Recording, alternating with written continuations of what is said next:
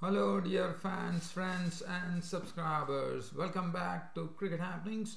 And on this Cricket Happenings show, in the Indian Premier League today, there was a match which was played, which was basically the eighth match of the Indian Premier League, where the Royal Challengers Bangalore actually they had AB de Villiers coming back, and he came back into the IPL with a real bang when the Royal Challengers were 71 for 4 wickets after 15 overs, and the man who transformed everything in a trice was AB de Villiers, who slammed an unbeaten 89 of 46 deliveries with 3 fours and 9 beautiful sixes which was hit by him, and he reeled off 77 runs in 5 overs to take the Royal Challengers Bangalore to some total, one could say, at 148 for 4. But it was always but it was good to see AB de Villiers coming in full flight there, but definitely AB de Villiers coming in place of Chris Gayle today, and the Kings learned Punjab, well, for them it was a very easy victory, 150 for 2. They got the victory, but AB de Villiers played a good hand in a losing cause. So that's Kings learned Punjab actually winning the match by 8 wickets. So Glenn Maxwell on his captaincy has been doing very well here. And tomorrow West Indies take on Pakistan in the final one-day international of the series, which is going to decide the series. So definitely both the sides are having chances. Whichever team wins takes the ODI series. So that should be a sort of a real crunch game coming up tomorrow. And also we have a look at some cricket news subject to time. But first I'm going to talk about the 8th match of the Indian Premier League. And this was a match between Kings and Punjab versus Royal Challengers, played at the Holkar Stadium in Indore. The Royal Challengers Bangalore made a change. As I said, they brought in AB de Villiers and they decided to drop Chris Gayle, which came as a real surprise because probably they could have dropped someone else and probably had and the problem was that AB de Villiers has very clearly said that he won't be keeping wickets. So that prompted them to actually push the young wicketkeeper batsman Vishnu Vinod to actually open the innings with Shane Watson today. That was an interesting move, but definitely it really backfired, and one does not know who exactly could have been probably one would have probably thought that with AB de Villiers, with Kohli and Rahul not there, I mean, they don't have much firepower.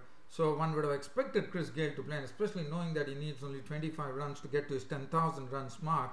And also Kings and Punjab have always been a sort of easy meat for Chris Gayle in the past. So one was really wondering whether that was the right decision in actually not having Gayle. I mean, one can understand that AB de Villiers had to play, but Chris Gayle someone could have been probably dropped. Now who it could have been, whether it could have been Stuart Binney, one does not know.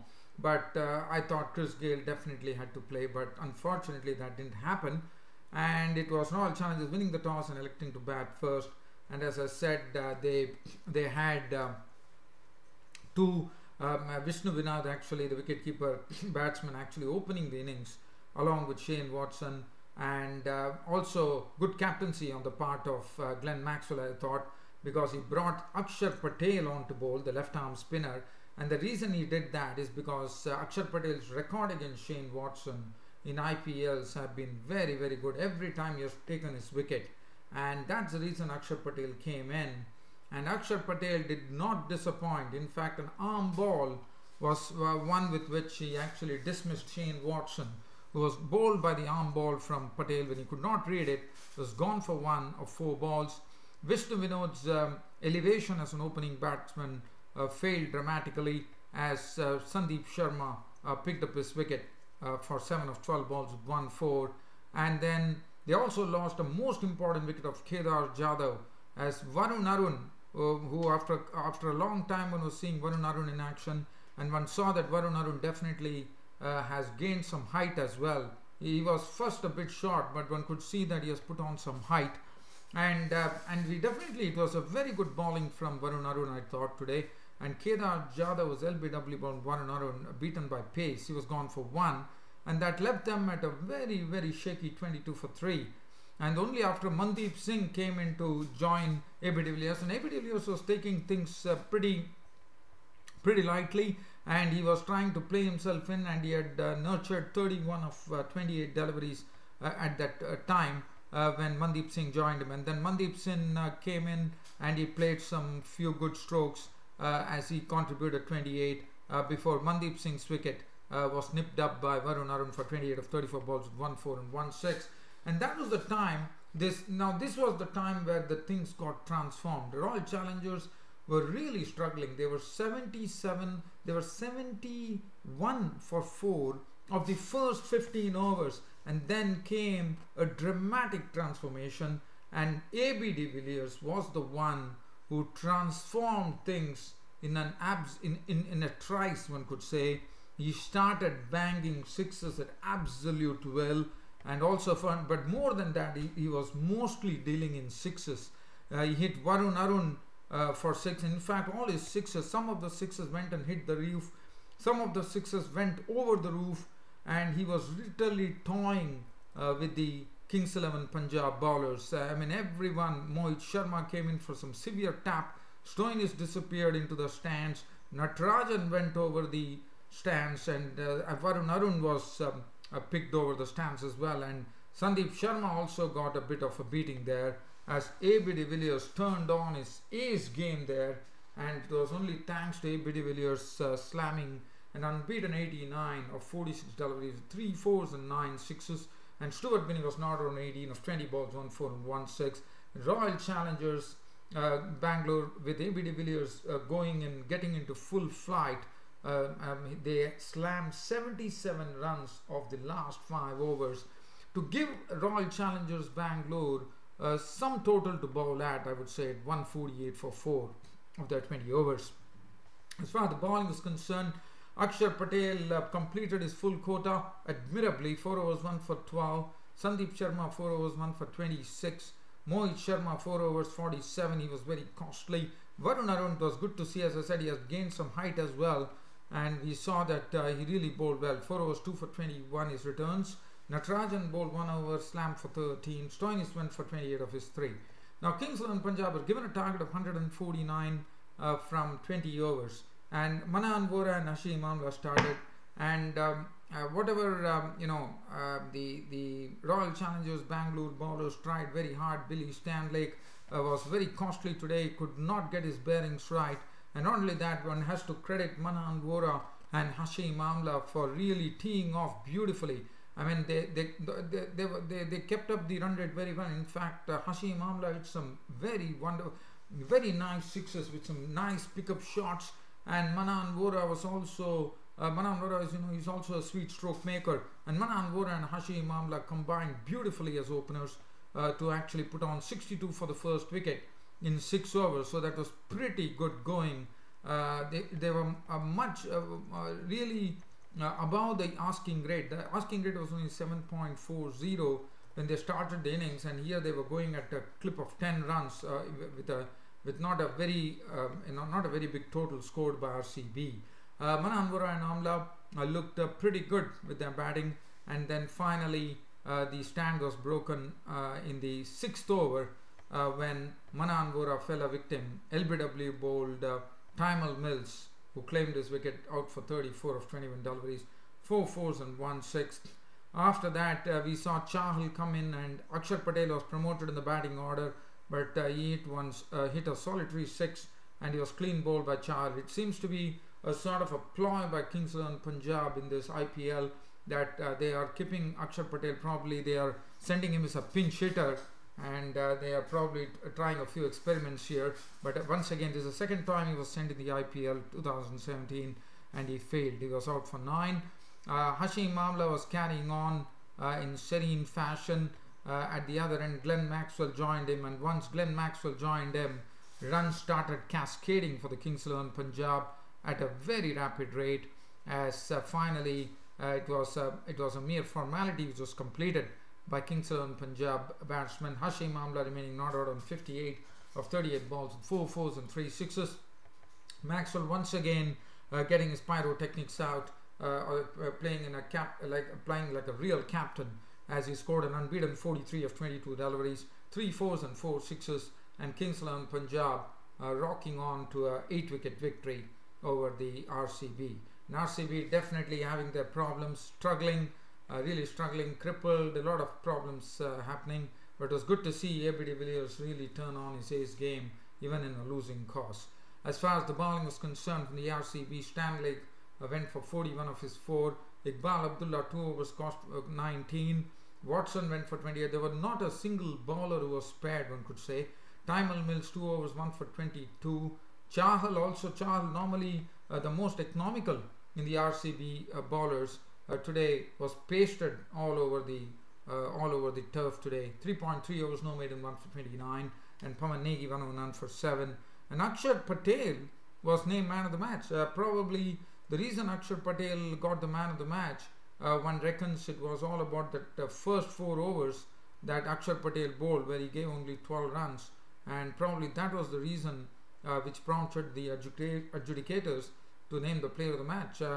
I mean, it could have easily been either Hashim Amla or Hashim Amla for that matter could have been the man of the match, but they probably felt that Akshar Patel, who was brought in the power play overs, did a wonderful job, and that was the precise reason he got the man of the match award.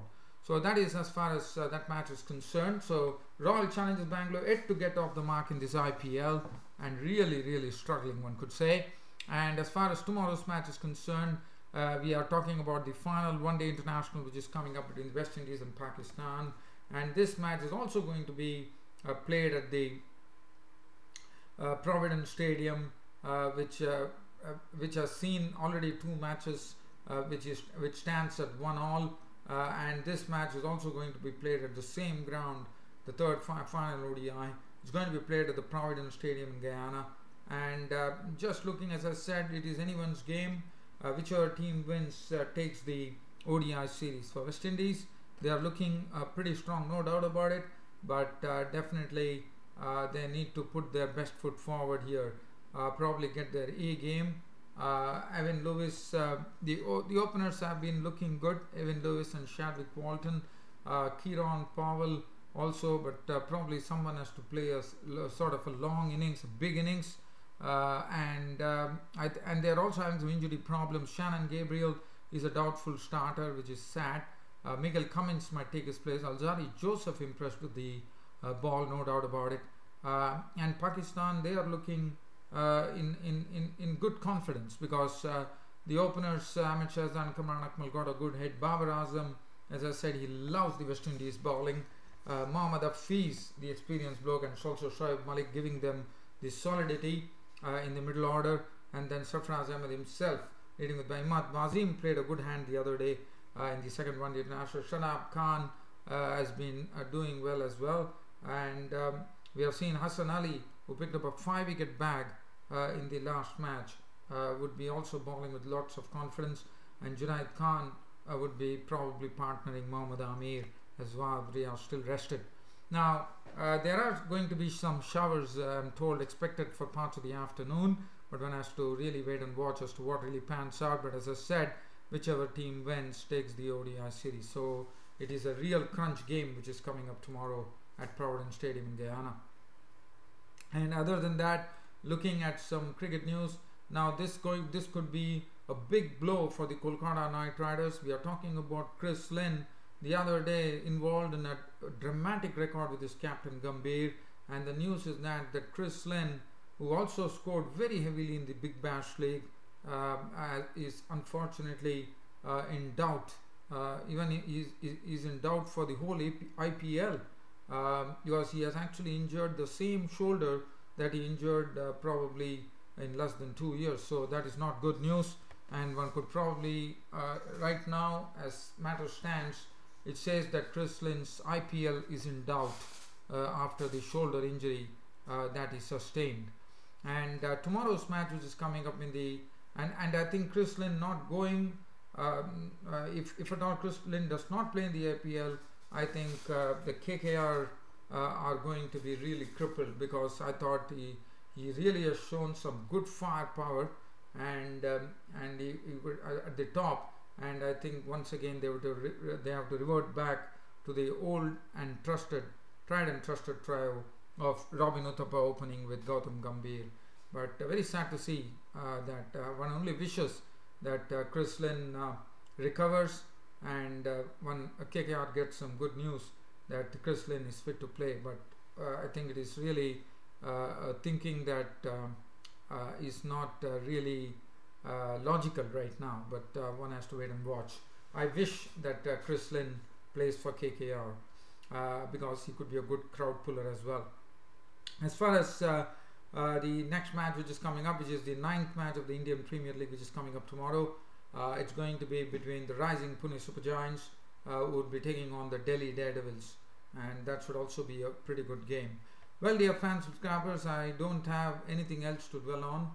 It's about time for me to pull the lid on this cricket show for today by bidding you all a very good night.